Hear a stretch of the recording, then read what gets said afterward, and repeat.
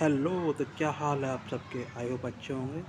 तो लो आज हम करते हैं वही क्या हरियाणा ग्रुप डी का जो बाकी का सेकंड पार्ट रह गया था इवनिंग शिफ्ट का 17 नवंबर 2018 का। चलो शुरू करते हैं। क्वेश्चन नंबर 41 क्या है? चंडीगढ़ उच्च न्यायालय की इमारत का डिज़ाइन किसने बनाया था? सबको पता है ली कार्बूजियर ने बनाया था। किसने बनाया था? ली कार्बूजियर। नेक्स्ट क्वेश्चन करते हैं। सॉरी, नेक्स्ट क्वेश्चन करते हैं। क्वेश्चन नंबर 42 √2 भुजा के एक वर्ग में उत्कीर्णित वृत्त का क्षेत्रफल है। चलो देखते हैं। ये हमने एक वर्ग बना लिया है कि √2 भुजा है, ठीक है। इसके अंदर एक वृत्त वृत्त बनाते हैं, वृत्त बोला है, ठीक। वृत्त वृत्त का क्षेत्रफल पूछा है। इसके अंदर जो उत्कीर्णित वृत्त है तो इसका आर क्या होगा? आर तो इसका जो वर्ग की भुजा है उसका आधा हो जाएगा ना, ठीक है। कितना हो जाएगा? आर हो जाएगा इसका √2 बाई टू, √2/2, ठीक है। तो वृत्त का क्षेत्रफल कितना हो जाएगा? पाई आर स्क्वायर। पाई आर कितना दे रखा है?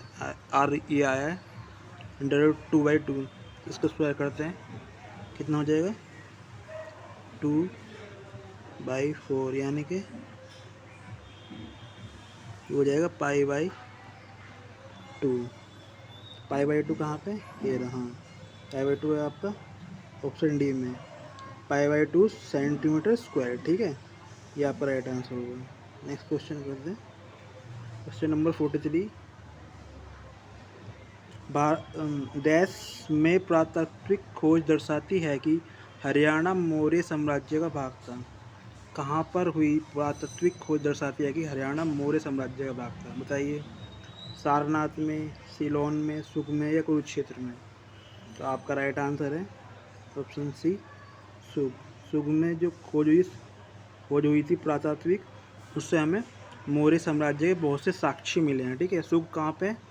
सुग आपका यमुना नगर में। कहाँ पे है? यमुना नगर के अंदर, ठीक है।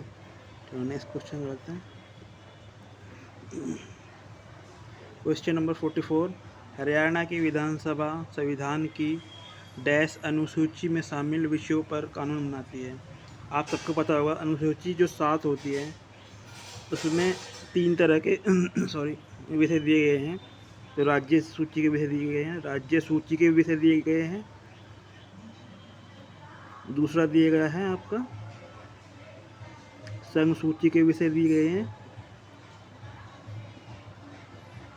मतलब इन विषयों पर राज्य सरकार कानून बना सकती है, इन विषयों पर केंद्र सरकार कानून बना सकती है। एक समवर्ती सूची दी गई है जिस पर दोनों राज्य हो सरकार हो चाहे केंद्र सरकार हो, कोई भी कानून बना सकती है समवर्ती सूची के अंदर जो विषय दिए है, ठीक है।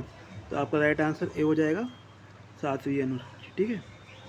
चलो नेक्स्ट क्वेश्चन देखते हैं। ये मैंने क्वेश्चन नंबर 45 ये करंट का क्वेश्चन डाल दिया है, क्योंकि वहाँ पर पुराना क्वेश्चन पढ़ा था करंट का, तो ऐसा कोई फ़ायदा नहीं था, तो मैंने ये डाल दिया, ठीक है। बताइए 19वें एशियन गेम 2022 कब और कहाँ होंगे? बताइए।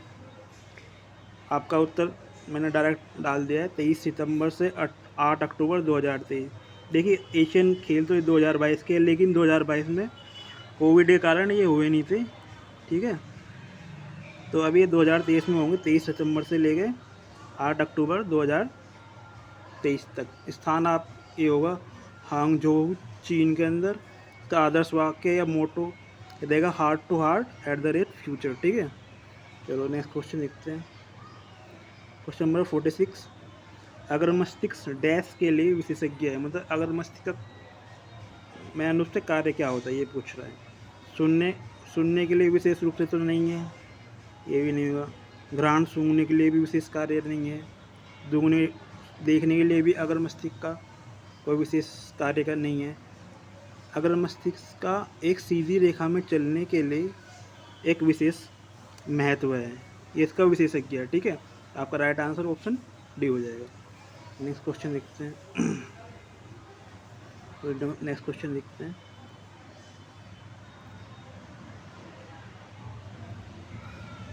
एक सेकेंड।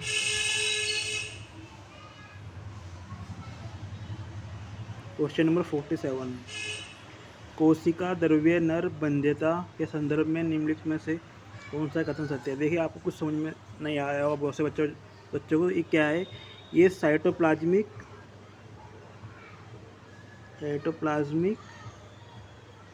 क्या है, मेल स्टेरिलिटी है। ये पौधों में जीन के अंदर चेंज कर कर की जाती है। क्यों की जाती है, ये एक तरीके से नर बंध्यता यानी कि बांझपन है उनका, है ना। क्यों की जाती है, क्योंकि जैसे बहुत से फसलें होती है, जैसे कपास हो गई, ठीक है, मक्का हो गई और चावल हो गया। ये इनमें क्या होता है, में परागण की शक्ति होती है, यानी कि वो अपने आप ही जनन कर लेते हैं, ठीक है। तो उसे रोकने के लिए कोशिका द्रव्य नर बंध्यता यानी कि साइटोप्लाज्मिक मेल स्टेरिलिटी का एक प्रोसेस है, उसका प्रयोग किया जाता है, ठीक है। इससे क्या फ़ायदा है, इससे ये फ़ायदा है कि जो पादप जनन होगा उसके अंदर हम नई ब्रीड बना सकते हैं, क्योंकि स्वजनन तो होगा नहीं। तो वैज्ञानिक लोग क्या करते हैं, नई ब्रीड आसानी से बना सकते हैं। इसकी नई ब्रीड जो होती है, हाइब्रिड जो होती है, नई हाइब्रिड इसकी आसानी से बना सकते हैं, ठीक है ना, इस कारण, ठीक है। इसका राइट आंसर ए और बी दोनों होगा, ठीक है।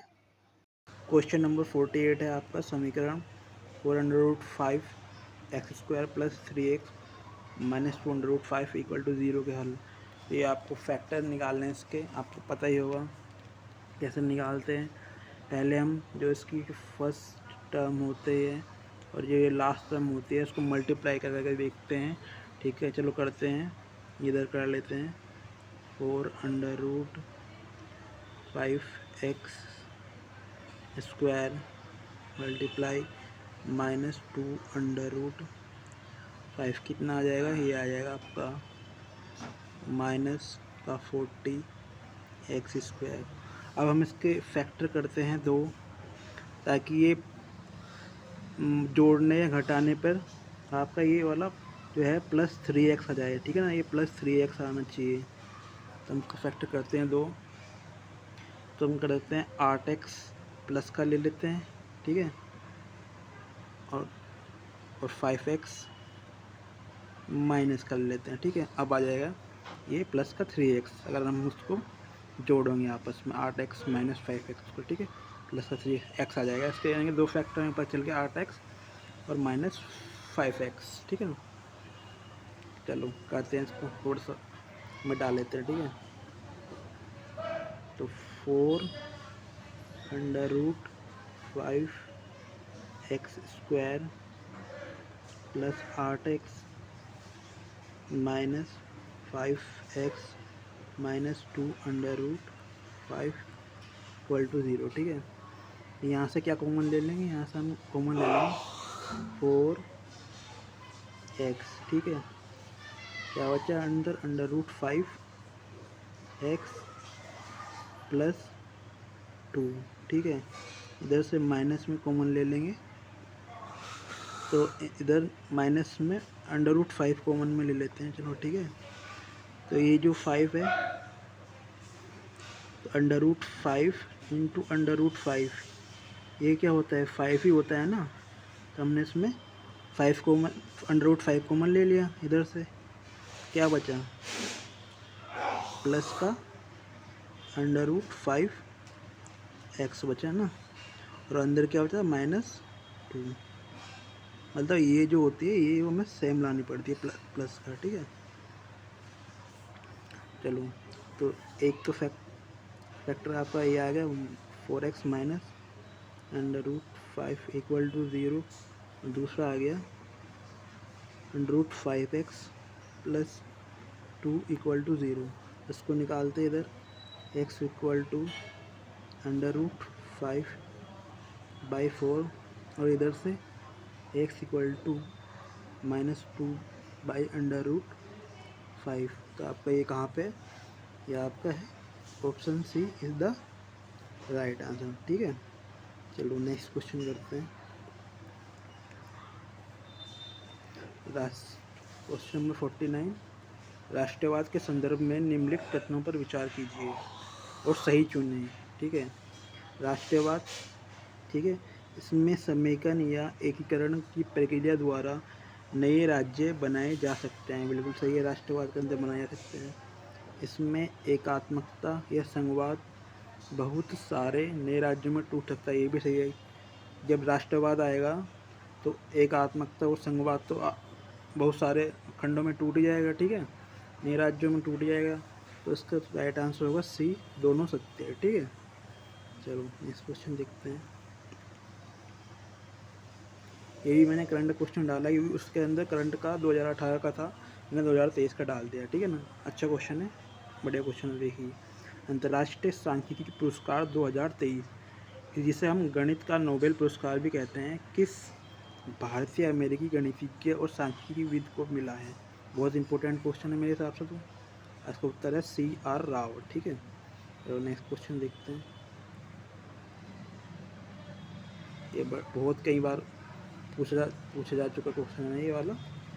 हरियाणा की स्थापना डैश की संसदीय समिति की संस्तुति पर हुई? सबको पता है, सरदार हुकुम सिंह समिति की जो संसदीय समिति थी उसकी संस्तुति पर हरियाणा की स्थापना हुई। अच्छा, ये बना कब से संसदीय समिति हुकुम सिंह? ये बनी थी आपकी 23 सितंबर 1965 में बनी थी। ठीक है, जो इसने सिफारिश की थी, इस सिफारिश के आधार पर भारत सरकार ने फिर क्या किया था? भारत सरकार ने JC शाह आयोग बनाया था। कौन सा? JC शाह आयोग बनाया था। उसका क्या काम था? JC शाह आयोग का काम था कि जो हरियाणा और पंजाब की जो सीमाएं हैं उनका निर्धारण कर सके। ठीक है, उनका निर्धारण करना, उन्हें बनाना था हरियाणा राज्य को। ठीक है, तो ये कब आया था JC शाह आयोग?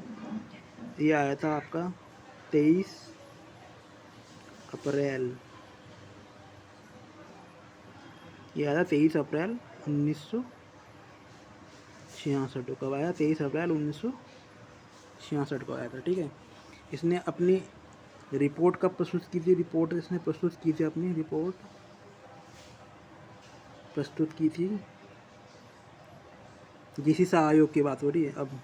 ठीक है, इसने की थी 31 मई को, 31 मई 1966 को। अच्छा, JC शाह जो आयोग था ये वाला, इसके अंदर 2 सदस्य और थे। कौन कौन से थे? एक तो JC शाह खुद हो गए, दूसरे थे फिलिप था, एक पूरा नाम मुझे याद नहीं है, फिलिप, या एक दूसरा नाम था दत्त। यानी कि 3 सदस्य हो गए, एक JC शाह खुद, एक फिलिप, एक दत्त। ठीक है, दत्त, संजय दत्त वाला दत्त। ठीक है ना, वाला दत्त। ठीक है, चलो तो नेक्स्ट क्वेश्चन देखते हैं। यदि आइस का कूट यानी आइस का कोड 17 है तो T का कूट क्या होगा? देखिए, ये जो जैसे ABC होता है, ऐसे कहते हैं ABC, उनकी जो प्लेस वैल्यू है, जैसे इसकी 1 है, प्लेस वैल्यू इसकी 2 है, 3, इस तरह से रख के उनको आपस में जोड़ रखा और कुछ नहीं। ठीक है, चलो देखते हैं कैसे कर रखा है। जैसे आइस है, ICE, और E की प्लेस वैल्यू क्या है? 5 है। C की प्लेस वैल्यू क्या है? 3 है, यानी तीसरे नंबर पे आता है। E 5वें नंबर पे आता है। और आई की बताइए, जैसे EFGHI,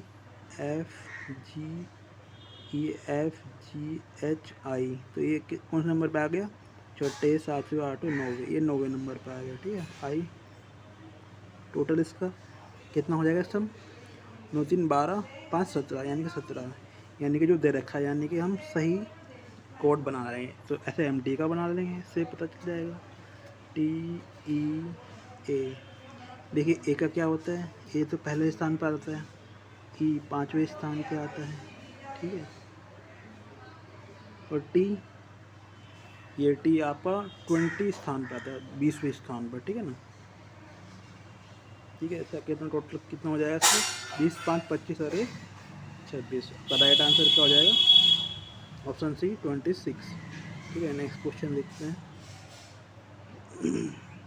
सॉरी, एक क्वेश्चन 53 है, इल्बर्ट बिल विवाद के साथ कौन सा वायसराय जुड़ा है।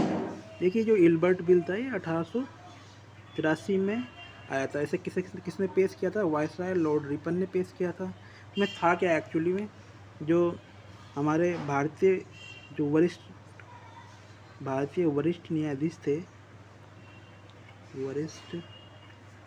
न्यायाधीश थे,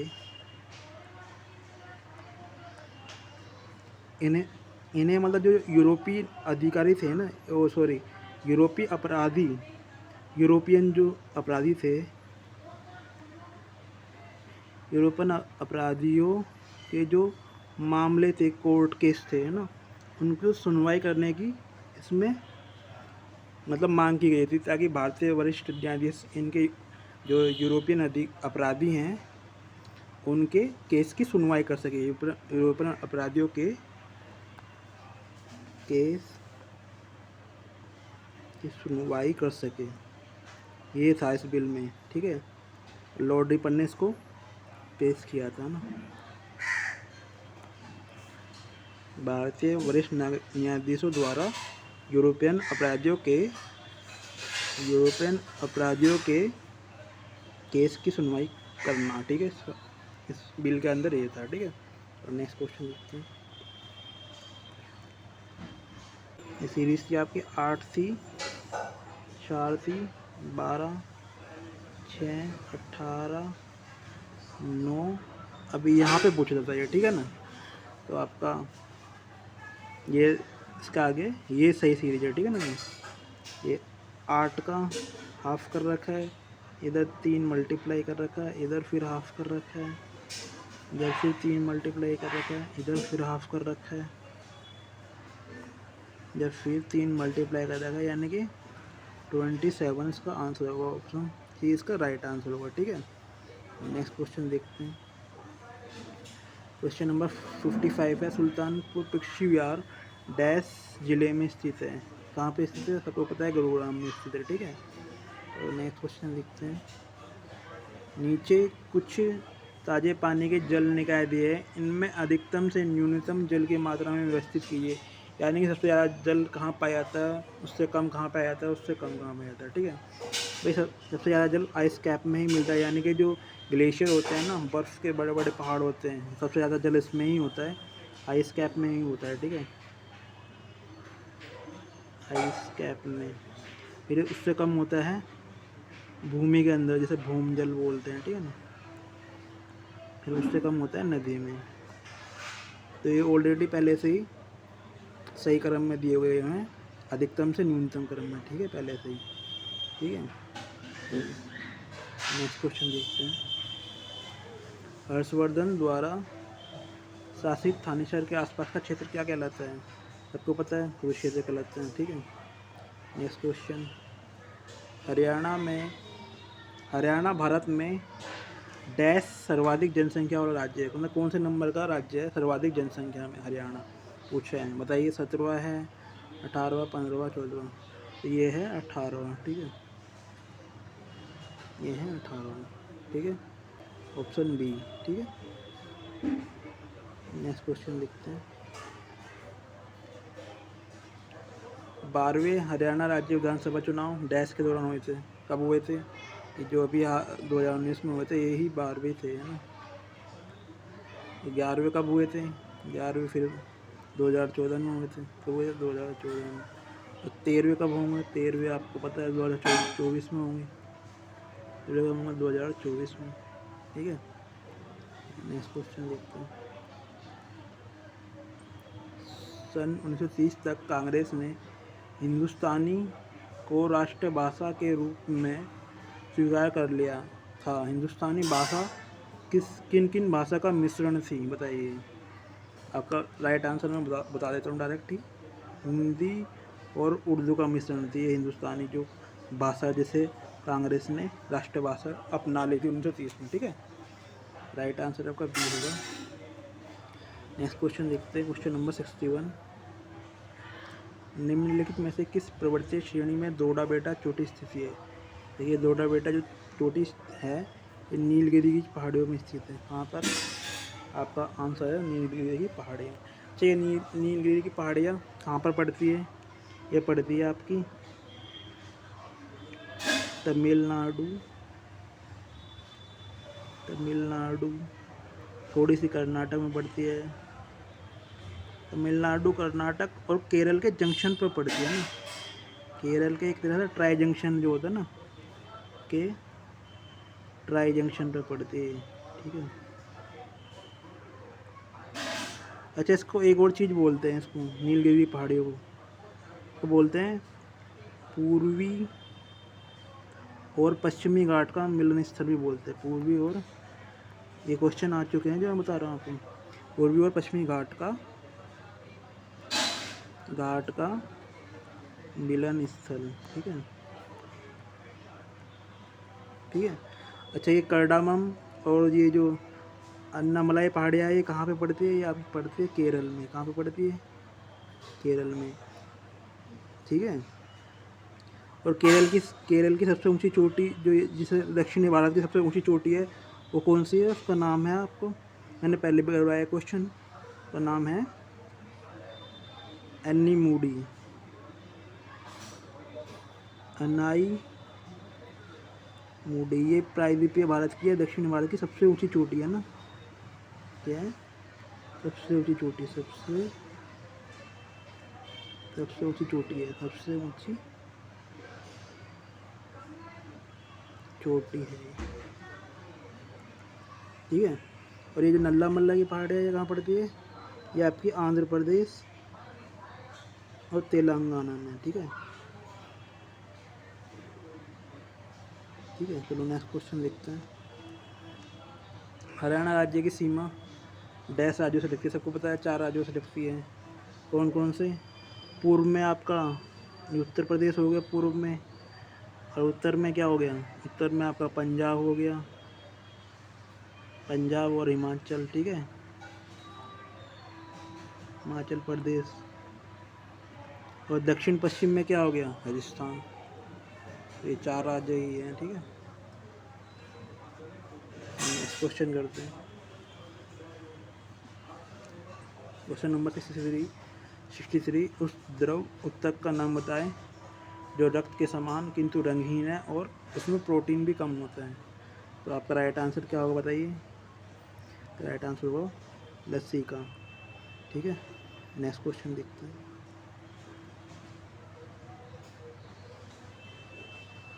भारत में आधुनिक कृषि के संबंध में निम्नलिखित कथनों पर विचार कीजिए।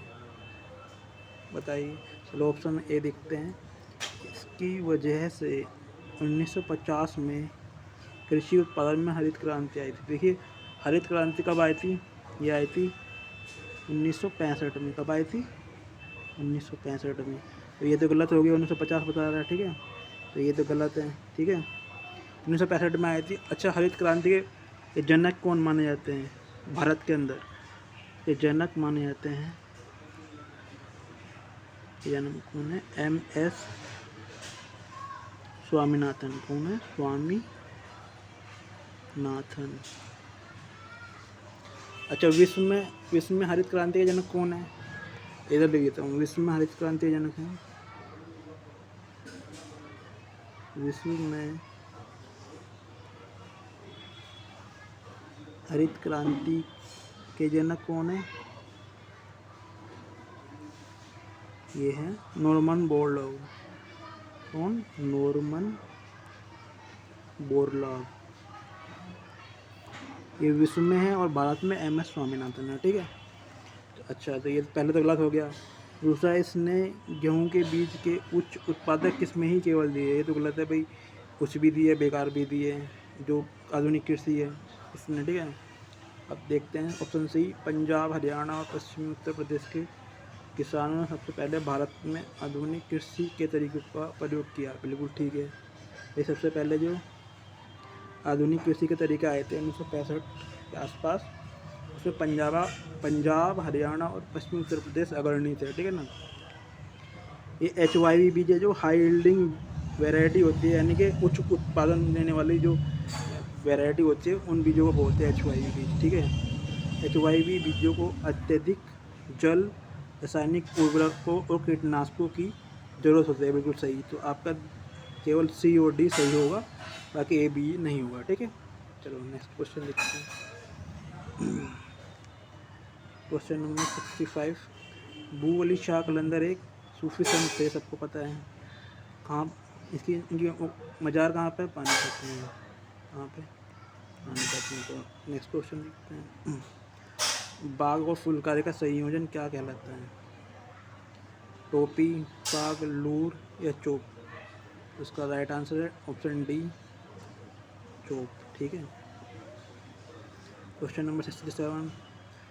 नीचे दिए गए विकल्पों में से भिन्न शब्द याद कीजिए। रामायण, पंचतंत्र, महाभारत, उपनिषद। देखिए रामायण जो है, रामायण, महाभारत, उपनिषद, ये क्या प्राचीन शास्त्र है, जबकि ये पंचतंत्र क्या है? कहानियाँ। तो राइट आंसर आपका पंचतंत्र ही हो जाएगा। ठीक है, तो नेक्स्ट क्वेश्चन देखते हैं। Question number 68। बाइक पर थिएटर योजना डैश के द्वारा शुरू की गई थी? सत्यजीत रे, श्याम बेनेगल, मनीष जोशी बिस्मिल या कर्ण प्रसाद? तो आपका राइट आंसर है सी, मनीष जोशी बिस्मिल। ठीक है, नेक्स्ट क्वेश्चन देखते हैं। अब इंग्लिश आ गया। ठीक है। Choose the alternative that is opposite in meaning to the given word, यानी कि हमें विलोम शब्द जैसे हिंदी में बोलते हैं वो देखने हैं।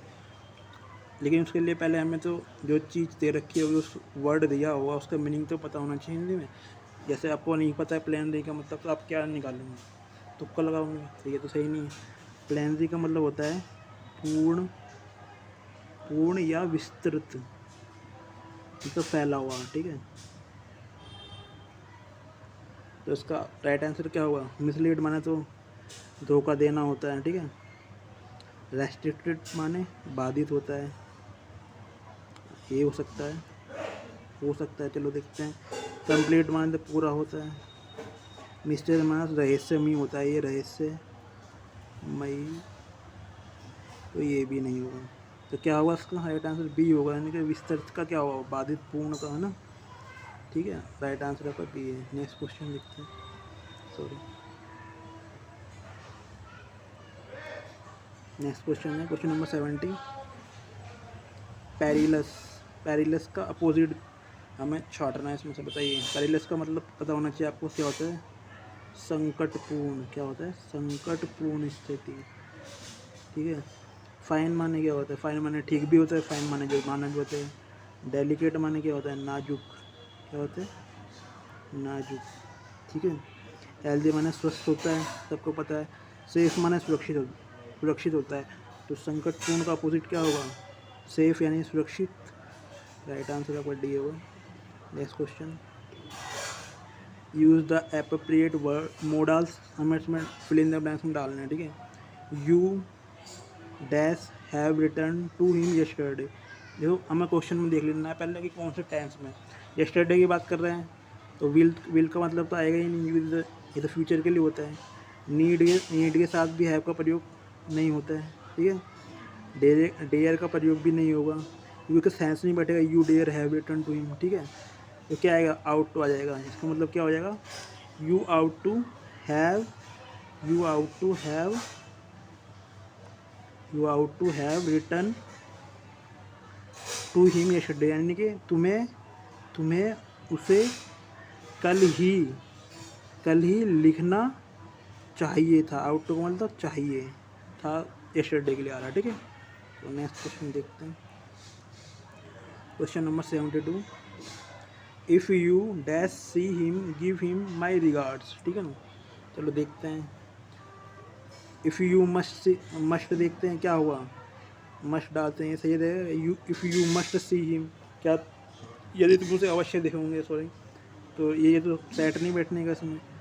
इफ़ यू शुड डालते हैं, शुड डाल के देखते हैं। If you should see him, तो ये भी नहीं बैठेगा। यदि तुम्हें उसे देखना चाहिए था तो उसको मेरी नमस्कार करना, गिव हिम माई रिगार्ड्स, तो ये भी नहीं बैठेगा। If you will see him, यदि तुम उसे देखते हो तो देखोगे तो उसको मेरी नमस्कार या रिगार्ड सम्मान देना, ये भी है। तो आपका राइट आंसर वुड ही बैठेगा। इसका मतलब हुआ इफ़ यू वुड, यदि तुम उसे देखो तो, यदि तुम उसे देखो तो उसे मेरा नमस्कार कहना या सम्मान देना ना, उसे मेरा सम्मान देना, ठीक है। इसका मतलब ये बोला, राइट आंसर क्या होगा, डी, ठीक है। Next question, choose the correct verb of form of verb from the given option, यानी वर्ब की फॉर्म में करेक्ट इसमें पता करने क्या होगी, ठीक है। तो सबसे पहले आपको टेंस देखना चाहिए कौन सा है, ठीक है। Dash to the bank manager yet, देखो येट जो होता है ना, कभी भी जो सेंटेंस के लास्ट में लगा होता है वो हमेशा किस में लगता है, प्रेजेंट परफेक्ट टेंस में यूज होता है। किस में होता है, प्रेजेंट परफेक्ट टेंस में, येट लास्ट में, ठीक है। तो देखते हैं प्रेजेंट परफेक्ट में कौन सा हो सकता है इसके अंदर। हैव यू बीन, ठीक है। बीन राइटिंग, ये तो प्रेजेंट परफेक्ट कंटिन्यूस हो जाएगा, ये तो हो गया नहीं। डू यू राइट, ये तो मतलब ही नहीं है, ठीक है, प्रेजेंट इंडेफिनिट हो जाएगा। तो ऑप्शन सी ही आपका राइट आंसर होगा। Have you written, were you writing, ये तो अलग ही है, मतलब उसका पास्ट का हो जाएगा, ये भी नहीं होगा। तो right answer have you return to the bank manager yet, यानी कि क्या तुमने, इसका मतलब है क्या तुमने बैंक मैनेजर को अभी तक लिखा है, इसका मतलब ये हो जाएगा अभी तक तुमने बैंक मैनेजर को लिखा है या नहीं, मतलब क्वेश्चन पूछ रहा है ना। ठीक है, राइट आंसर आपका सही हो जाएगा, ठीक है। नेक्स्ट क्वेश्चन देखते हैं, question number 74, I dash to go out but I had too much work. देखिए आपको सबसे पहले देख लेना है कि सेंटेंस किस में, पास्ट फ्यूचर है, उसमें हैड का प्रयोग हुआ है या पक्का पास्ट में हुआ। तो hoping, I hoping to go out, इससे कोई सेंस नहीं बैठता है, हैव आएगा नहीं क्योंकि ये पास्ट का है। हैव बीन होपिंग भी नहीं आएगा, तो क्या बचा, हैड बीन होपिंग, यानी कि I had been hoping to go out but I had too much work, यानी कि मुझे बाहर जाने की बहुत उम्मीद थी लेकिन मेरे पास बहुत सारा काम था, ठीक है। इसका राइट आंसर ऑप्शन डी होगा, ठीक। Next question, give single word for each of the flowing expression, मतलब जो जैसे एक तरह से बोलते हैं ना कि एक सेंटेंस के लिए एक वर्ड दीजिए, वो वाली बात है ना। इनकैपेबल ऑफ मेकिंग मिस्टेक्स और डूइंग वर्क, इनकैपेबल मतलब अक्षम या अयोग्य है, मेकिंग मिस्टेक मतलब जो कभी गलती नहीं करता या गलत नहीं करता, उसके मतलब उसका अयोग्य है, वो यानी नहीं करता, यानी काफ़ी सटीक काम करता है। इनकैपेबल मतलब अयोग्य है, मेकिंग मिस्टेक्स और डूइंग गलत वर्क रॉन्ग, ठीक है। डूइंग मतलब गलत करने के लिए, मिस्टेक गलतियाँ करने के लिए वो अक्षम है, यानी कि इतना बढ़िया है वो, ठीक है। तो चलो देखते हैं, इलिटरेट माने तो अनपढ़ होता है, तो ये तो होगा नहीं। इन्फिडेल माने क्या होता है, इन्फिडेल माने होता है अपन नास्तिक, नास्तिक बोल सकते हैं, ठीक है। नास्तिक, अविश्वासी भी बोल सकते हो, अविश्वासी। कहीं कहीं इसका मीनिंग बेवफा भी दे रखा है वैसा, ठीक है, आप देख लीजिएगा, बेवफा, ठीक है। अभी ये भी नहीं होगा इसका मतलब, तुम इसका तो कोई मतलब नहीं बैठता, मतलब इनफालिबल होता है अचूक, यानी कि एकदम सही, अचूक, अचूक लिखा है ये वैसे, ठीक है। अचूक या त्रुटिहीन, ठीक है, त्रुटिहीन, ठीक है। अचूक या त्रुटिहीन तो क्या हुआ, हाँ यही हो सकता है भाई, जो कभी गलती नहीं करता, गलत नहीं करता, वो अचूक और त्रुटिहीन ही कहलाता है। आपका राइट आंसर क्या है, सी। इनएलिजिबल माने तो अयोग्य होता है, ये तो ये भी नहीं होगा, ठीक है, अयोग्य, ये भी नहीं होगा, ठीक है। राइट आंसर क्या है आपका, सी, इनफालिबल है, अचूक। चलो next question, 76, aircraft with two pairs of wings one above other, यानी कि ऐसा एयरक्राफ्ट जिसमें विंग्स जो पंख के दो जोड़े हों इस प्रकार से, एक एक दूसरे के ऊपर हों, ऐसे ऐसे,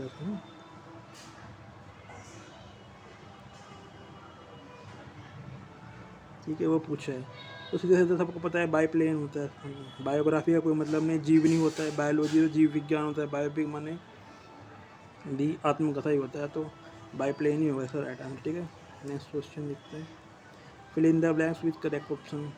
question number 77, it's very kind of you, आपकी बहुत दयालुता है कि to speak at the meeting. इसमें क्या आएगा, डिवाइड नहीं आ सकता, कंप्लाई माने होता है पालन करना, ठीक है, ये नहीं आ सकता। एग्री, हाँ, it's very kind of you, आपकी बहुत दयालुता हुई कि आप मीटिंग में, एट द मीटिंग में बोलने के लिए एग्री यानी कि सहमत हुए। दयालुता हुई तो एग्री हुई तभी तो दयालुता होगी, डिनाई मतलब तो मना करना होता है, तो उसका मतलब ये तो नहीं होगा। राइट आंसर आपका सी हो जाएगा। क्या हो जाएगा, सी, एग्री।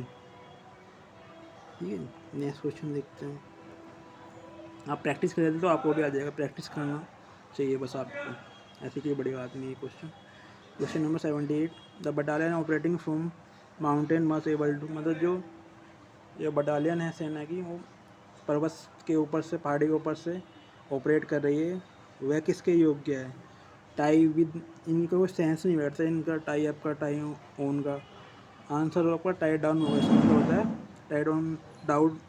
टाई डाउन माने होता है बांधना। ठीक है, यानी कि जो बटालियन पहाड़ी के ऊपर से ऑपरेट कर रही है वो बांधने में सक्षम है, एबल है, ठीक है ना, बांधना होगा, टाई डाउन। क्या होगा, टाई।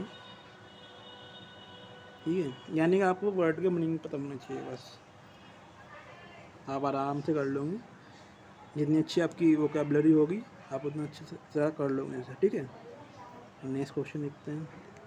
अब आ गई हिंदी। ठीक है, हिंदी आ गई, क्या आ गई, हिंदी। क्वेश्चन नंबर 79 है, जब कोई वस्तु की दूसरी वस्तु से तुलना की जाती है और दोनों में समानता पाई जाती है, तो वहाँ कौन सा अलंकार होता है, बताइए। औक्रोक्ति होता है, नहीं, ये तो नहीं होगा। उपमा, हाँ, उपमा ही होता है। ये तुम किसी की तुलना, एक वस्तु की तुलना किसी दूसरी श्रेष्ठ वस्तु से करोगे तो वो उपमा ही तो देना हो जाएगा ना उसका, तो उपमा अलंकार इसका राइट आंसर होगा। ठीक है, क्या होगा, राइट आंसर। ठीक, चलो नेक्स्ट क्वेश्चन देखते हैं। क्वेश्चन नंबर 80, निम्नलिखित में से सही वर्तनी चयन कीजिए।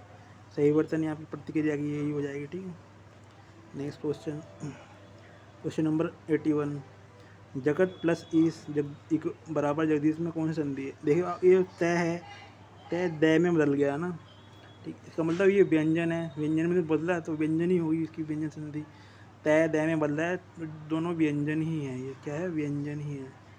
तय और दय क्या है, तय किससे बदला है, तय बदला है दय में। Jagat plus is equal to Jagdish. ठीक है, राइट आंसर आपका बी हो जाएगा। ठीक है, नेक्स्ट क्वेश्चन, हरि ग्रंथ पढ़ेगा, इस वाक्य को क्रम वाच्य में बदल दिए। हरि से ग्रंथ पढ़ा गया, नहीं, ये नहीं होगा। हरि से ग्रंथ पढ़ी जाएगी, नहीं, ये भी नहीं होगा। हरि से ग्रंथ पढ़ा जाएगा, हाँ, ये सही होगा, क्योंकि देखो ये जो है ना, ये फ्यूचर की बात कर रहा है, हरि ग्रंथ पढ़ेगा, हरि से ग्रंथ पढ़ा जाएगा, ये भी फ्यूचर की बात कर रहा है, यही इसका राइट आंसर होगा। हरि ने ग्रंथ पढ़ा, ये तो पास्ट का है, तो ये तो नहीं होगा। राइट आंसर इसका सी होगा, है ना, C is the right answer. Next question, बहु शब्द का बहुवचन बताइए। बहुए हैं, बहुआ, बहुए, ये नहीं, आपका ये बहुए होगा। ये जो इसमें चंद्र बिंदु भी आ नहीं भी लिख सकते हैं, ऐसे भी ले सकते हैं, कोई दिक्कत नहीं, बहुए है। ठीक है, right answer. Next question 84 sorry, question number 84, 87, 56, 35, 69। ठीक है, नेक्स्ट क्वेश्चन देखते हैं। आयु शब्द के साथ कौन सा उपसर्ग सही लगता है, बताइए। आयु के साथ उप तो नहीं लगेगा, उपायु थोड़ा ना होता है, सुवायु भी नहीं होता, प्रयायु नहीं होता, चिरायु सुनना हमने, चिरायु होता है, क्या होता है, चिर आयु, मतलब आयु के साथ चिर उपसर्ग लग सकता है। चलो तो नेक्स्ट क्वेश्चन देखते हैं। क्वेश्चन नंबर 86, निम्नलिखित में से सॉरी निम्नलिखित में से कौन आँख का पर्यायवाची शब्द नहीं है? अक्षी आँख का पर्यायवाची शब्द है, नेत्र भी पर्यायवाची शब्द है, नयन भी पर्यायवाची शब्द है, तो क्या पर्यायवाची शब्द नहीं है? मीन, तो मीन आपका आंसर हो जाएगा। मीन आपका आंसर हो गया। मीन का मतलब होता है मछली, ठीक है। नेक्स्ट क्वेश्चन, उत्साह किस रस का स्थायी भाव है? उत्साह कब आता है? वीर रस में। और किस में आएगा? और तो किसी में नहीं आएगा, या किसी और चीज़ में भी आता है आपको? उत्साह वीर रस में आता है, ठीक है। चलो, लड़का पुस्तक पढ़ता है, वाक्य में पुस्तक का पद परिचय देना। मैंने डायरेक्ट आंसर लिखा है। पुस्तक क्या है? जातिवाचक। जातिवाचक क्यों है? व्यक्तिवाचक क्यों नहीं? पुस्तक तो कोई भी हो सकती है, बायोलॉजी की, हिंदी, इंग्लिश से किसी भी। स्त्रीलिंग, बिल्कुल जी हाँ, पुस्तक स्त्रीलिंग है। एक वचन है, कर्म कारक है। देखिए, लड़का करता है, पुस्तक इसमें कर्म है, पढ़ता है क्रिया है, पढ़ता है क्रिया कर्म है, बिल्कुल ठीक है, ठीक है। चलो नेक्स्ट क्वेश्चन देखते हैं। क्वेश्चन नंबर 89, गंगा में स्नान यानी कि गंगा स्नान में कौन सा समास है? देखिए, द्वंद्व, द्वंद्व तो नहीं होगा, ठीक है। द्वंद्व में तो जैसे वो आता है ना, दाल और रोटी वगैरह ये सब, तो वो तो नहीं होगा। अभी भी भाव भी नहीं होगा, क्योंकि इसके साथ अव्यय भी जुड़ा नहीं है कोई आगे इसके गंगा स्नान के। बहुब्री भी नहीं है, क्योंकि कोई विशेष अर्थ नहीं निकल रहा है। तो इसका आंसर क्या होगा? तत्पुरुष। तत्पुरुष में कारक आते हैं ना ऐसे, तो ये क्या होगा? अधिकरण तत्पुरुष होगा। या मे पर ऊपर जो होता है अधिकरण, तो वो होगा कौन सा? अधिकरण, अधिकरण तत्पुरुष होगा, ठीक है। कारक से जुड़कर बनते हैं तत्पुरुष समास, ठीक है। जैसे इसमें मे आ रहा है, गंगा में स्नान, तो ये अधिकरण तत्पुरुष ही होगा, इससे पहचान ले आते हैं, ठीक है। नेक्स्ट क्वेश्चन देखते हैं। ये लास्ट क्वेश्चन है आपका इवनिंग शिफ्ट का, ये 90 क्वेश्चन। पगड़ी उछालना मुहावरे का अर्थ है, आपको पता है, बेइज्जत करना ही होता है, ठीक है। तो आई होप आपको वीडियो आपको अच्छी लग रही होगी। वीडियो अच्छी लग रही हो तो लाइक करो, चैनल को सब्सक्राइब करो, शेयर करो, ठीक है। तब तक के लिए बाय बाय, मिलते हैं नेक्स्ट वीडियो में नेक्स्ट पेपर के साथ। Thank you.